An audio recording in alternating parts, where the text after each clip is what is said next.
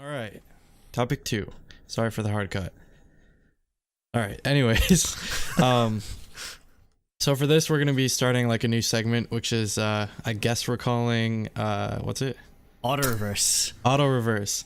Andrew came up with it like right before we started recording. So, me and Nate had just heard it for the first time, though we knew what we were doing for the segment. Anyway, so basically what we're doing is we're going to be going back and sort of reviewing some older albums that we really love, but we, you know, haven't gotten the chance to talk about just because they're from years ago, from like years before we started the podcast. Some people might not have been born when these albums came out. No, nobody's listening to this that was born in 2009. But yeah, Jacob and I did this 2007. Did this already. Or, well, no, before this album was 2008. 2007. It's their debut. The repackage? This is I thought the 2008. repackage was 2008. This is 2008, buddy. Yeah. Technically. Yeah, see, I was right. Get your SNSD facts right, Jacob. Whatever. Well, this one came out in 2007. That one came out in 2007. We're not covering that album. Anyways. But I was gonna say we did already do one of these without the name and the overlay. Jacob and I reviewed MFBTY's Wonderland. Yes. And that was our first experimental throwback album review. Yes. So basically, we're gonna be reviewing, as you can see, SNSD first album. Nate and Andrew both have both own the repackaged figure. The superior version. I have the regular. Don't say screw this. You can't say that. He said the superior version. Oh, I thought you said screw your version. I was like, what? No, this is the superior version, though. I mean, technically, yeah. I mean, it has the same stuff plus more. So, like, obviously it is. But I do think this has better packaging, so let's settle that. Anyways, let's get into this review because I'm so excited. I love this album so much. Okay. Anyways. Just ignore that. Anyways, so I guess I'll lead this one. So, first track on the album, which is also the title track, literally the title track, of the original version of the album. The original version of the album is called So녀시대 Girls' Generation. That's the name of the song, and it's a cover of the Lee Seung-chul song. It's an actual cover. It actually is an a cover actual of the cover song. And it's also the song that the group was named after. So, yeah, like just this song is like honestly one of the most iconic SNSD songs there is. It's just like a shame though, because there's so many people who like they only know like off this album they only know Into the New World, and then after that they only know like post G basically. Yeah. So it's just like there's so much good stuff. Would it be weird to call this an underrated album? Because I feel like it is kind of underrated. It is though. It is nowadays. It is. Yeah. Back in the day, even back in the day, because they didn't get popular till G. Yeah. So I mean, like, they did win music shows with this album. Yeah, they won, but like, so yeah, I guess maybe not calling it underrated back then, but no, definitely nowadays people don't know these songs. They don't know this Soshi. Which is they exactly what Jacob said. They know Into the New World, and it skips an entire set of 3 singles and goes right to G. Mm-hmm. And all of those singles are amazing. With this, like, this song's such a great mix of like synth rock and like their Soshi's vocals. It's so iconic. I'd like to point out also, like, the original song was like just straight up like rock. Like, They changed like it and it worked. Like a classic rock song, basically. And you know, they definitely put their own spin on it, which I think is the best part. Like, this is definitively Girls' Generation. Like, this is easily like so I guess iconic to their style. You know? And they're just having so much fun in the music video. I love the music video. Just everything about it's it's just a great feeling song. It's like you said, we're gonna be saying this a lot because literally every song on this is, but it's just iconic and just a fantastic representation of Soshi. Another thing, like the music. Another thing on the music video is like, that's always the example I give when I say like K-pop sort of is accelerating in time, whereas like it starts out like when I got into it, like they were years behind like trends and stuff in the US, and so they do their own spin on stuff. Like you look at music videos from 2007 and they look like they're from like 1995. Yeah, basically. So, and then nowadays, like you get K-pop music videos from 2018 and they look like American videos from like 2020, it's, they went from sort of doing their own take on current things to, a lot of times leading the trends, like before, things happen. Like they still do like sort of follow on some things, but I think K-pop also is like, it always gives, I guess uniformly, it gives like a fresh take on certain things. Well, yeah. So in this day and age, K-pop, at least on the visual front, is always like on the bleeding edge of what to do. Yeah. Just in terms of music video, wise. Yeah, because I mean, because the concept of the music video isn't as big in I was gonna say America anymore. Yeah, outside of hip hop, because I feel like hip hop's still pretty big. But I mean, there's songs that find popularity before even getting a music video, let alone because of the music video. So yeah, it's just sort of like waned in popularity. Whereas, in Korea, no music video, it's not popular basically. Yeah. As for my thoughts on this is probably a semi-controversial statement. I feel like maybe because of the name it might be okay, but I don't know. When I think Soshi, I think this song even more than even more than thinking of G or Into the New World, just because I feel like this song. Me too. I agree. Yeah. Maybe it's just because I have just so much nostalgia, or just so much appreciation for this particular album and this particular song. It's just I feel like this song is what defines Soshi, and it's sort of what. I mean, granted, again, it's sort of what lays the foundation for what Soshi was going to be as a girl group going forward. Just everything about it is incredible. Just like, again, that how they're able to reinterpret, how SM was able to reinterpret what usually was a straight up rock song, like a super hype rock song, into this really cool like poppy girl group song, which we hadn't really, if you're thinking about like in context of the time, it's something that you really never heard before necessarily. So it would, I mean, again, nowadays we're probably kind of bored, or I'm probably kind of bored of this sound, but again, back then this was kind of on the cutting edge. And yeah, I don't know, just I have such a nostalgia for this particular song, even more than like the songs that they're more famous for to some degree. Well, I mean, again, to like touch on what you were saying about like the style, is like, this is basically the album that most like cute girl groups today they are like basing themselves on. This is the girl group Bible, basically. If you listen to this album, like you will hear what influenced like all of these groups, like I don't know, just like a Lovelyz or even like an A-Pink to some degree. Like every 100% A-Pink was straight off this girl album. group that came after Soshi, like this is what they were looking towards, to like the sound that they were trying to recreate. So yeah, that's why there's such a this album holds such a significance to K-pop fans, especially us. Yeah, that's exactly why I liked A-Pink, was because it was their debut album was more of this album, and they did it so well. Because A-Pink is a group that sort of sticks with a concept, typically, at least up until like recently. Until now. Yeah, up until recently with like I'm So Sick. That's their first like big departure, I think, from like sort of emulating this style of music. Whereas like SNSD, they've always had like a different like they're not seen as an experimental group, however they've always had iterative like concepts. Every album had a new thing going for it. So anyways, last thing about the first track, is another thing of significance is that the original song actually came out in 1989, which is when most of the girls were born. Yeah, which is a cool sort of fact. Which is it was all meant to be, man. Just like it's perfect, like timing and everything.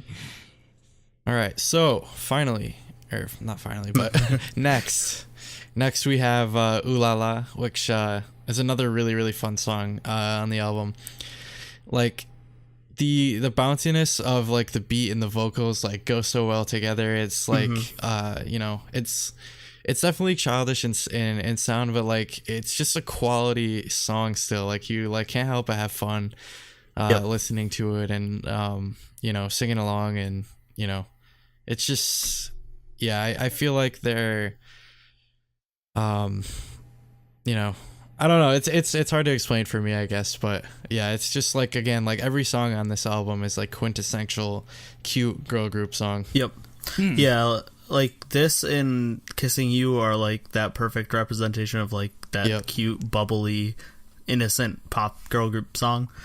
And yeah, like I agree 100%. I think the one thing that stands out for me in the song is the bridge is amazing. There's like a short like instrumental interlude, and then like, and that leads like up to the bridge, and then the bridge is just so good. Obviously, this song always puts a stupid smile on my face just because I love it so much. Again, if you're listening to if you're listening along with us, like for the first time, a lot of this stuff, again, it's not gonna sound like we're probably giving it way more praise than it probably should deserve in this day and age, at least. But again, it's this type of music. This album is what laid the foundation of it, which is why we just have a greater appreciation for it than what most other people that would be into K-pop would these days. So, again, good. Well, what I was going to say is, you can't really knock it for that, because, like, in most cases, at least, this is the first time we, like, heard this kind of thing, whereas, like, groups that came before, they didn't invent the cute concept, but I think they really reinvented the K-pop girl group, and it started it back up, like, for the longest time, there was... Oh, keep going. Sorry. Well, like after the 90s and stuff like that, there was like girl groups weren't a huge thing.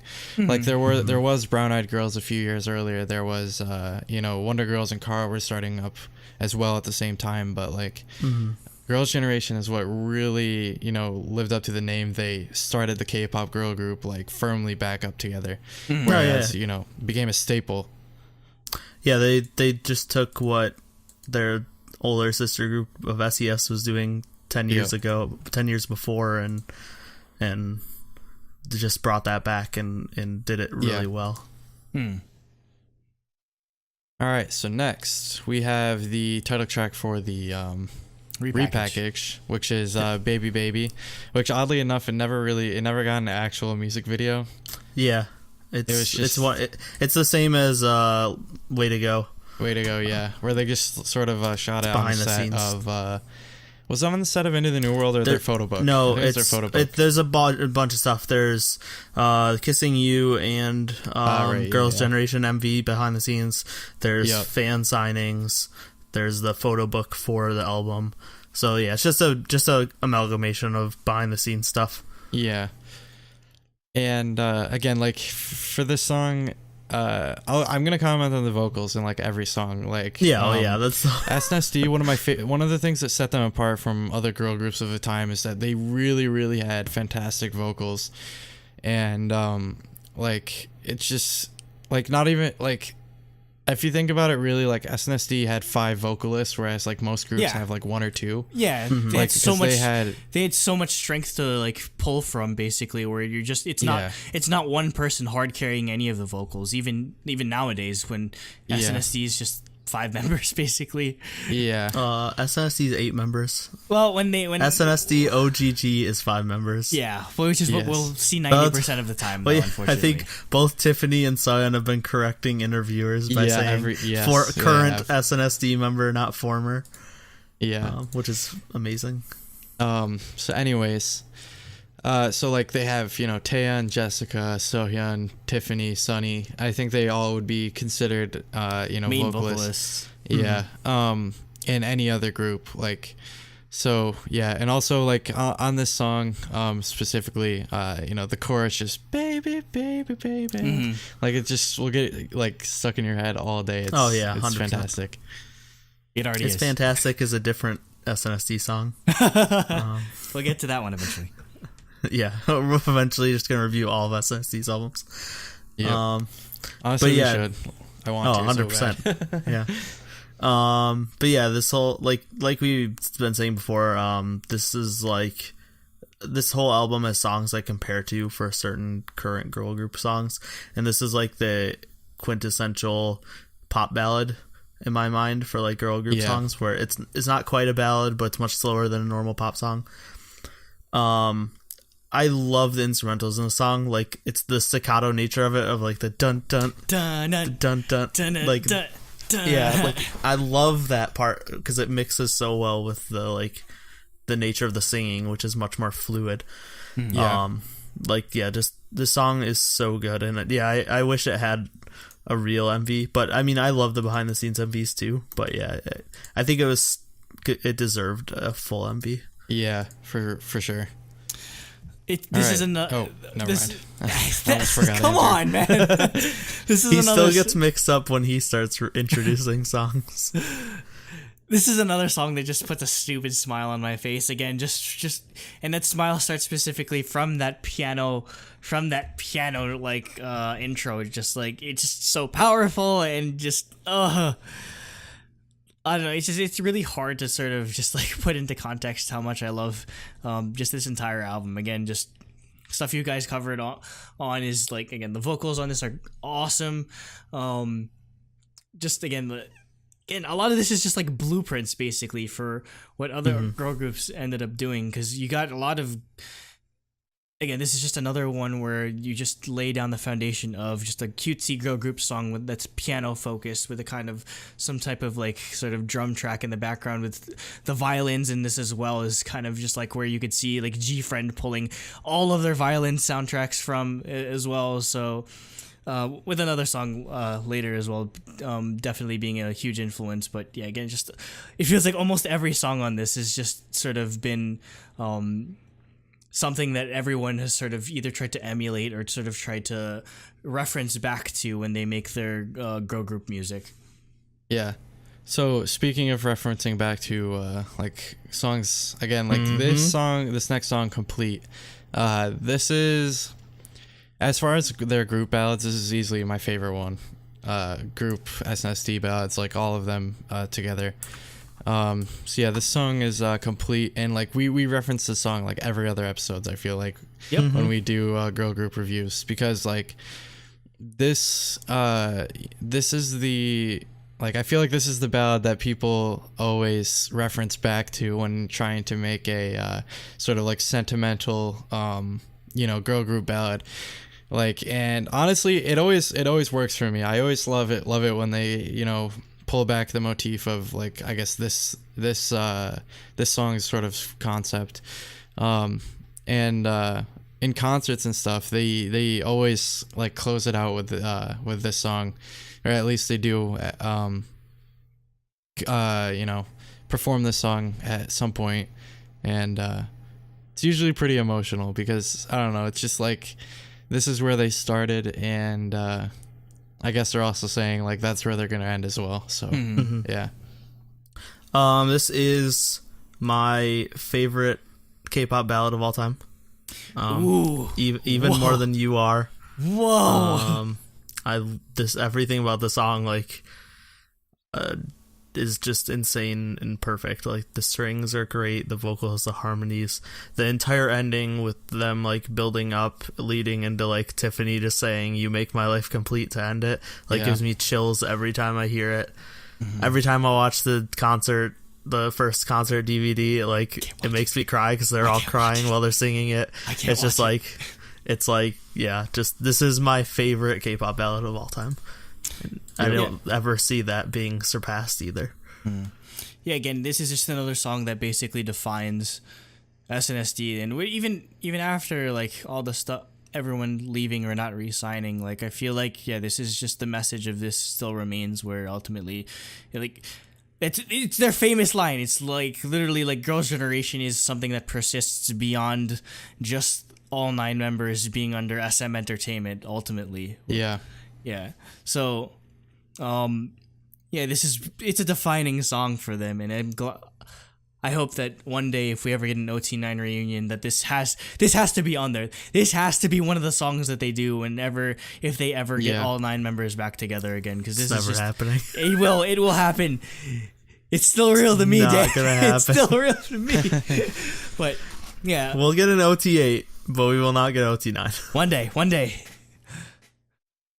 So I guess from here we can go into track 5, which is like easily one of the cutest songs ever. Yes! Like, it's just 100%. like Yeah. it's like Andrew was saying, like he's just got a stupid smile on his face when you know, Baby Babe is playing. Like that's me with Kissing You. I feel like it's like I just love this song so much. Like the choreography with like the fake lollipops and like the music video, just like this really crappy box set, but it works so well. Yeah. I mean, all these music videos except for Into the New World were crappy box sets if you really think about it. That's literally But, my only comment for this song is Lollipop Choreo and Polka Dot box set are iconic as fuck. Yep. And also like Donghae like dancing like. Oh an yeah, idiot yeah, in the exactly. music video. Yep. It's just it's so good. I love this song so much, and this is another one of those songs that's always a recurring song that they perform. Like back in like 2014 when they performed on Sketchbook to promote Mr. Mister, they performed this song. Oh my god. And you know, they gave like the lollipops and stuff to people in the audience, and it was I love that kind of stuff. Like this is like the like fan service song for SNSD. You have nothing else to say, Nate? No, like that's what I was saying. Like literally, it's just like pretty much exactly what Jacob said. Like, oh man, again, this is another song that I definitely have a lot of nostalgia and appreciation for, specifically because this is one of the music videos that they played on the screen when we were waiting for Soshi to come out at the fan meet in 2011. And I was just like so scared. I was like, why are these people screaming at the music video and everything? And they have all the chants, and I'm just like freaking. Like 8 years later, I'm one of those idiots screaming alongside the music video if I ever get to see them again. But again, it's just another like, it's just a moment that's just ingrained in my memory. Just hearing this for the first time and being like, wow, this is K-pop. That's interesting. And like little did I know I'd end up here. So I was looking inside the photo book and I found this. It's like, come join SM Academy. Yeah, I have the same thing. I still have the SM Academy one. no, see, I throw those out. No, I was like, no, I always it's not keep them complete. inside mine. You have to keep everything. Yeah. No.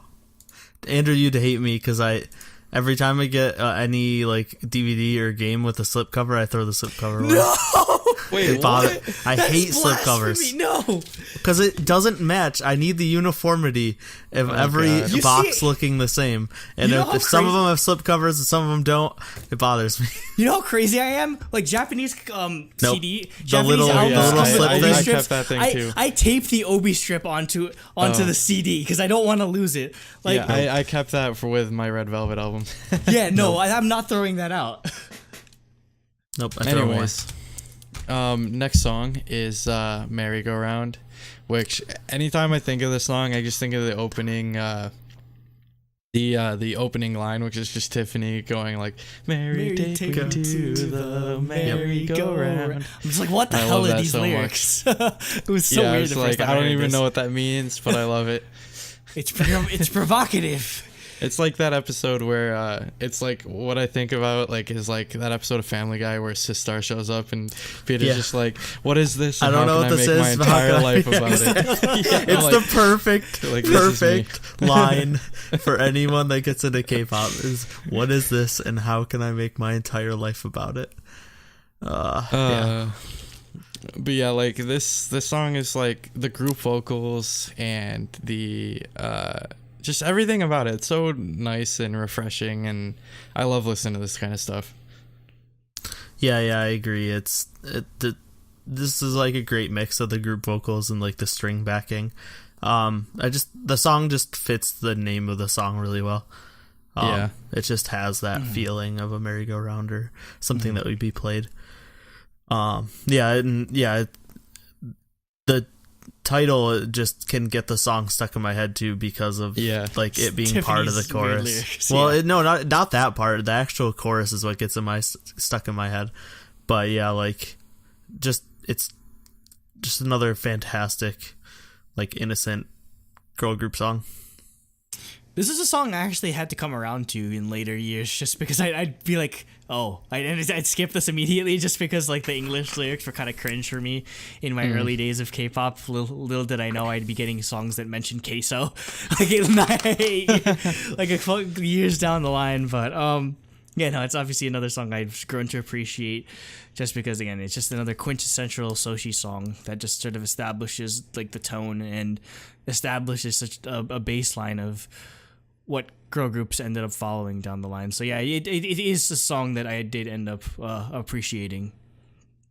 Yeah, I feel like that's one thing that why I like this kind of stuff is just like I feel like everyone typically is just trying too hard to be like edgy, and like I just like the pureness of like this kind of stuff. It's refreshing to me. Like everyone's like, oh, that's too childish. I was like, I don't see anything wrong with that.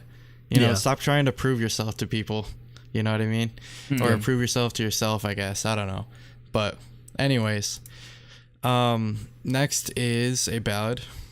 It's called Tears. A ballad.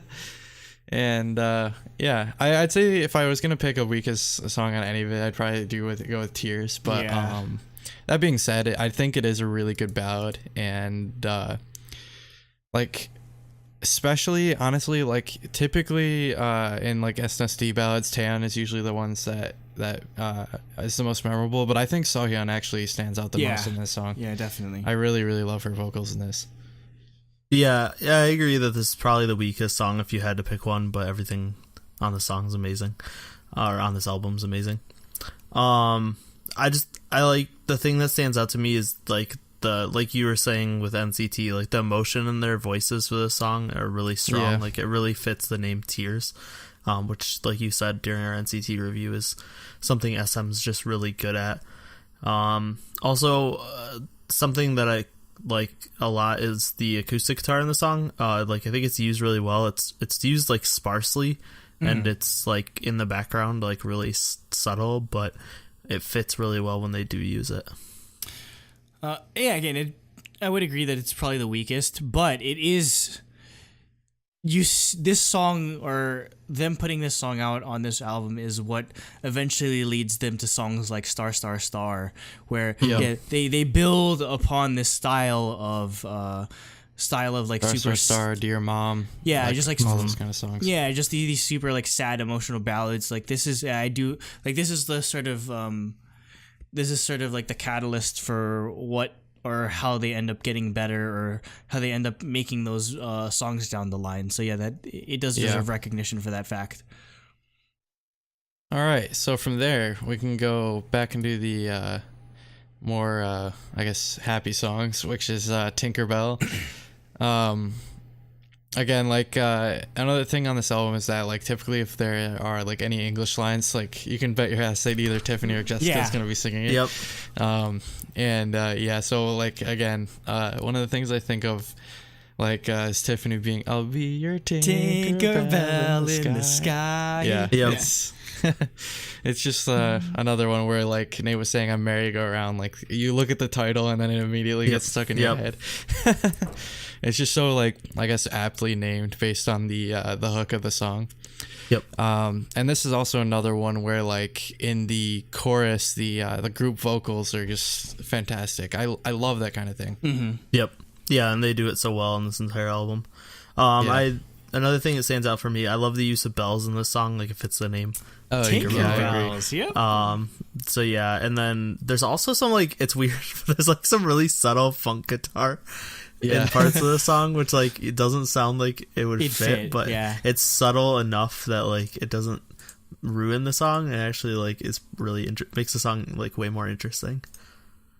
Yeah, it was as a like newer K-pop fan, the first time I was listening to this, I did appreciate the fact that all the English lyrics in the chorus were something I could actually in a language I could understand. Maybe that's probably, honestly, that's probably a huge contributing factor as to why I ended up liking Soshi so much, is just because they're being Americans, and them, like, it might be corny in this day and age, but them shoehorning English lyrics is just enough of that sort of familiarity for me to end up one day accepting K-pop as a whole.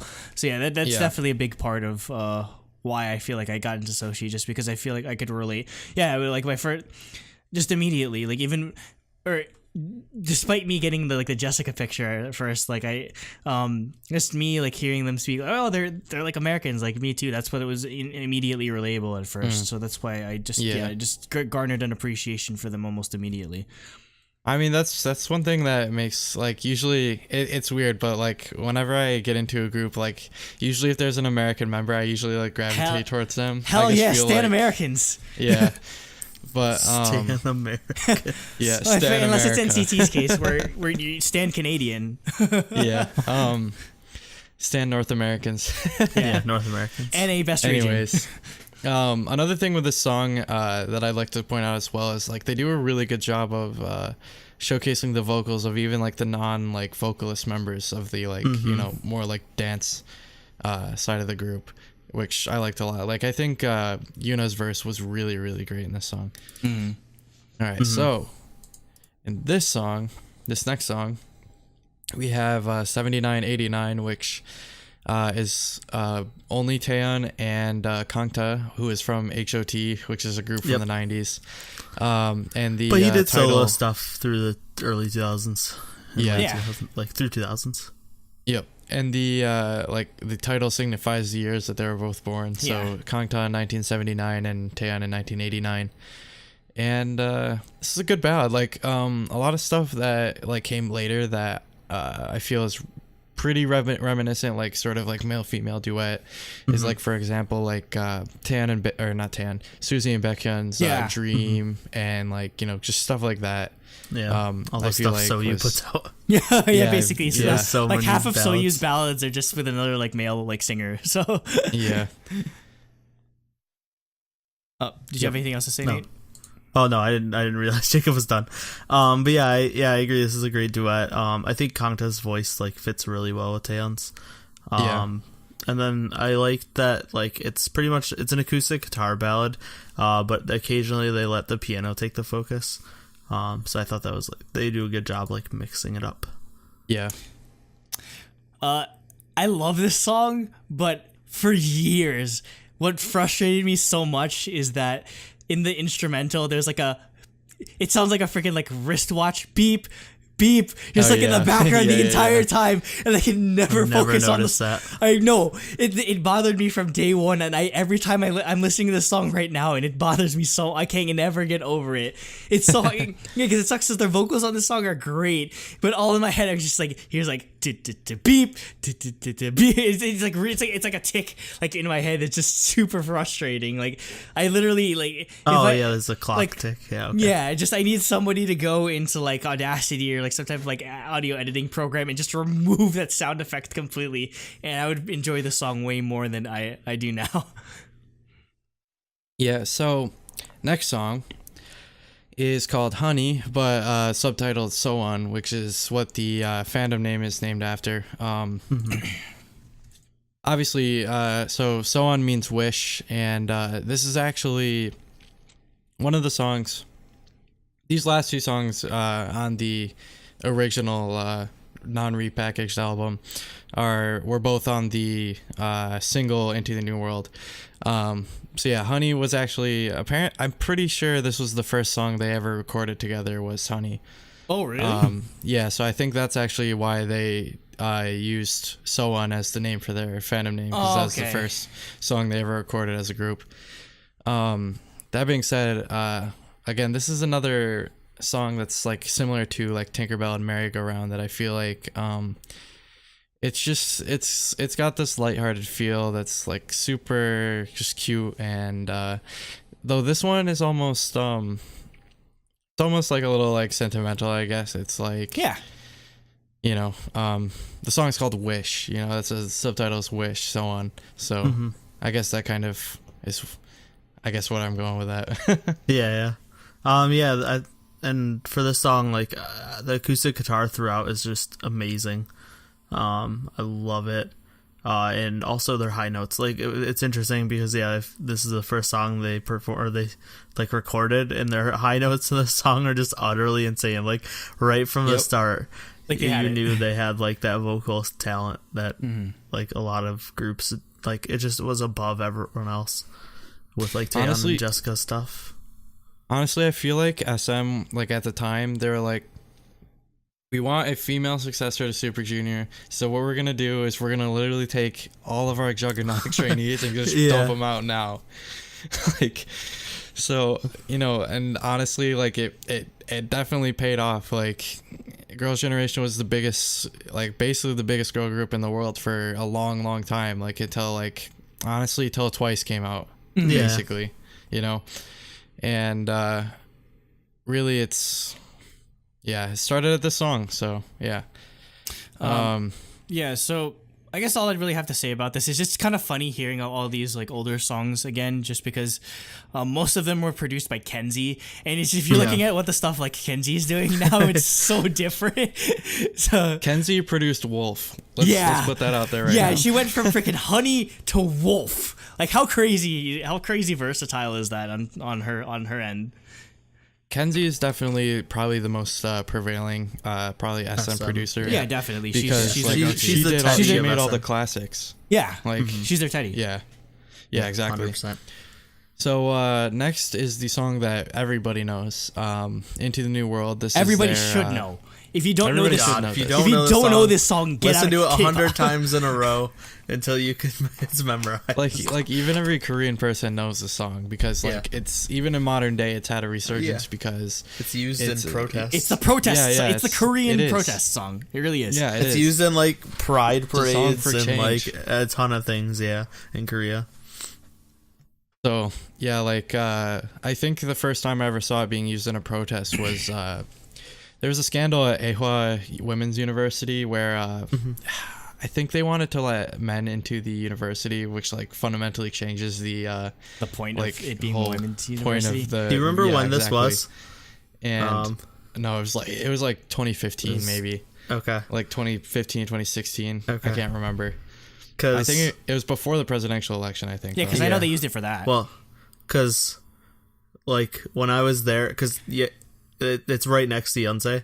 And like we walked through their campus to get to the subway, but like you're literally technically men aren't allowed to be on campus after like 10 p.m.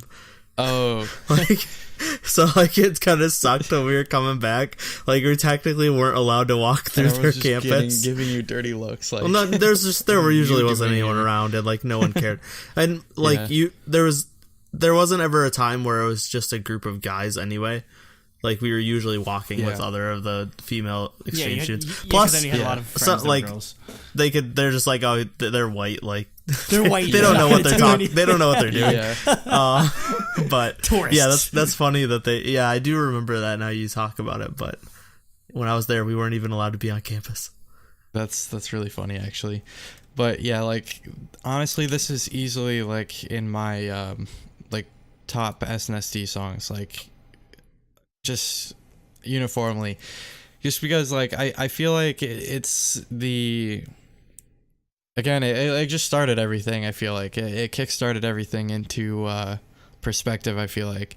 And you know, the vocals, like if you want to show off like SNSD vocals like as a group, this song I feel like over anything, every member gets good verses, and you know, Hyoyeon gets a dance break, which is in the music video. Yeah. I don't think, is it in the regular song? I don't even remember.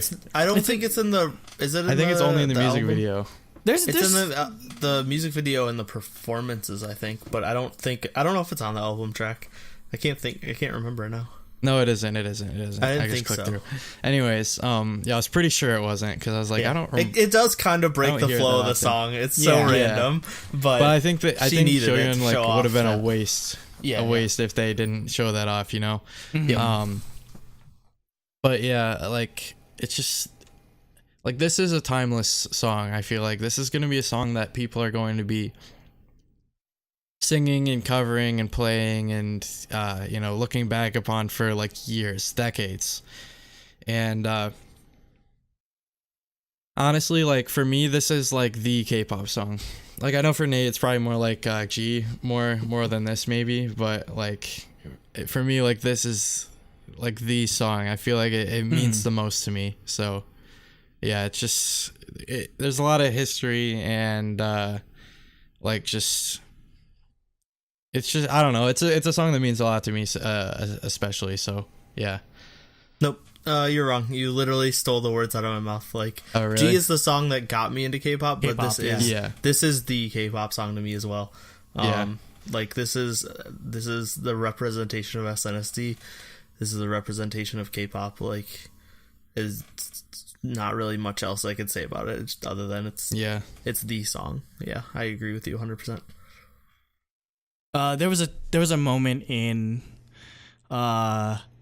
oh man, I'm actually getting pretty emotional about this. In the fan meet where like their special, they had a special gift for them, and it was literally to sing the lyrics of the chorus to Into the New World to the members, and even they started to cry just because it was their first fan meet in America, and they really didn't know like how it was going to turn out, because like they never been to the US before this, and for them, that's the level of significance that this song holds among Sowons, among K-pop fans, among the Korean like public. Just like, it's not too much to say that this is K-pop. This is literally K-pop. When you think K-pop, I think this song, and yeah, it'll be like this forever, basically. Like, nothing will ever touch this song. Like, this is, if you're like trying to think, like this is like Elvis level or like Michael Jackson level, untouchable in terms of like Korean music. Just it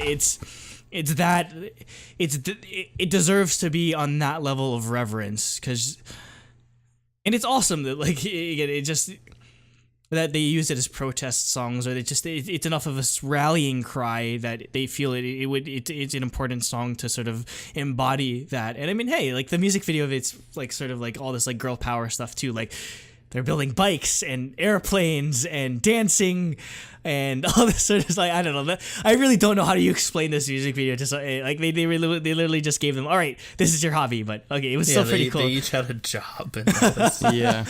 Tiffany's like trying to fix a scooter.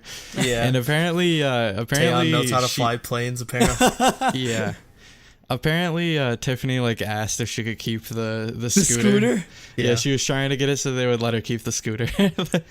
But yeah, no, that scooter belongs in like the K-pop music museum. Yeah, like that it belongs in a museum, like the echoed like the famous Indiana Jones line, because there's just so much of this that's just everlasting and timeless. And literally, if you've never heard this song before, like, what is wrong with you? Go listen to it right now.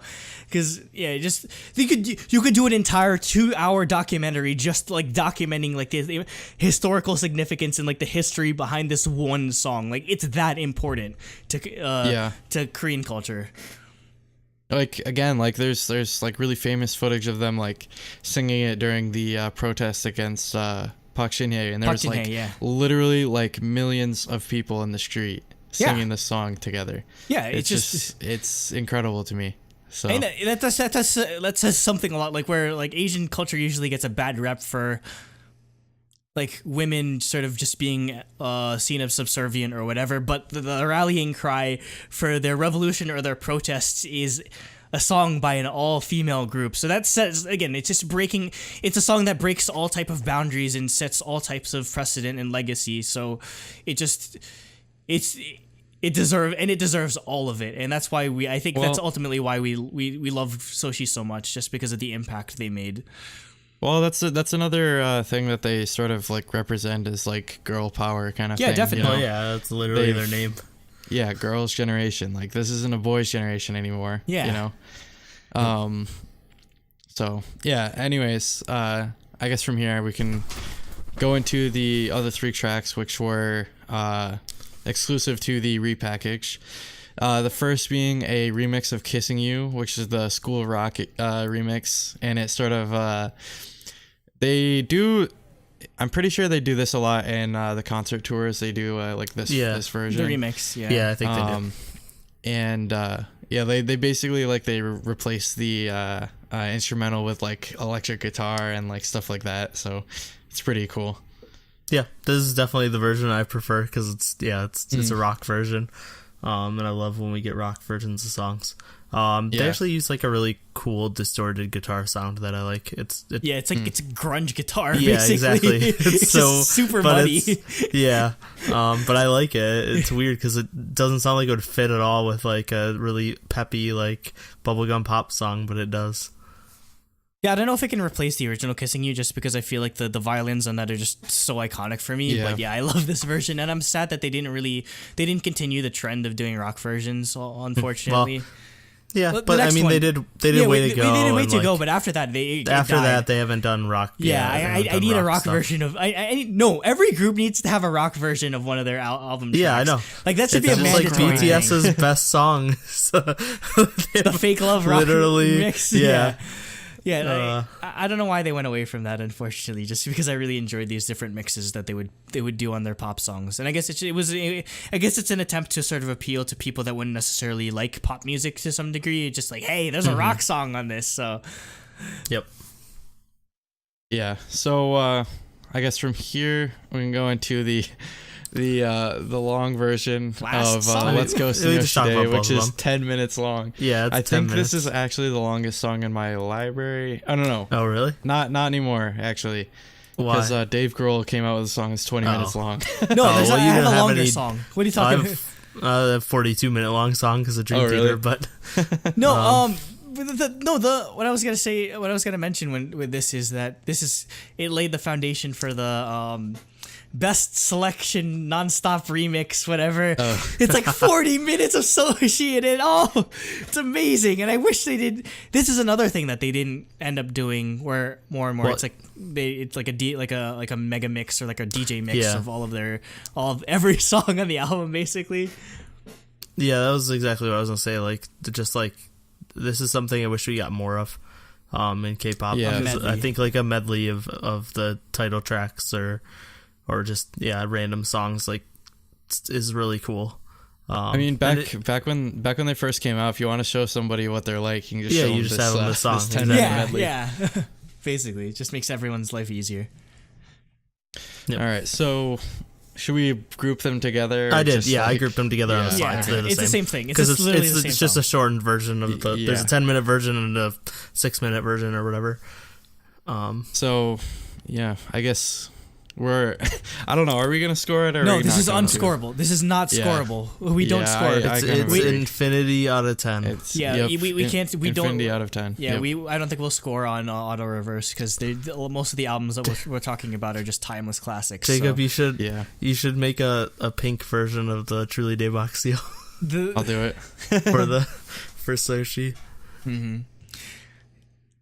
All right, so I guess that's it. That's one of my favorite albums of all time. Like, just Easily. like even if you're not a fan of this like style of music, it's still a important, I guess, relic of K-pop history. Is like this is one of the albums that like subsequent girl groups like they really like they based their entire like concept around this album, not even just the group, this album, like just all together. It's just means a lot to me. It means a lot to So-ones and even other K-pop fans as well. So yeah, if you're a second gen stan, you know this album. You know this album very definitely. well. 100%. So yeah. Jigum Soñashide. Oh, Jiguma. Jiguma Soñashide Apollo Soñashide Youngwani Soñashide Soñashide Saranghae. Yeah. That's the only fan chant I know. I don't know any other groups. That's the only fan chant you need to know. I mean, it's the same thing that happened here in America in the 90s. Yeah. It's like in early 2000s, it's like why Backstreet Boys and NSYNC were the biggest things in the world. Because most of the people that listen to pop music are teenage girls, to generalize. Obviously, we're all not teenage girls. Yeah, because I love it. And no.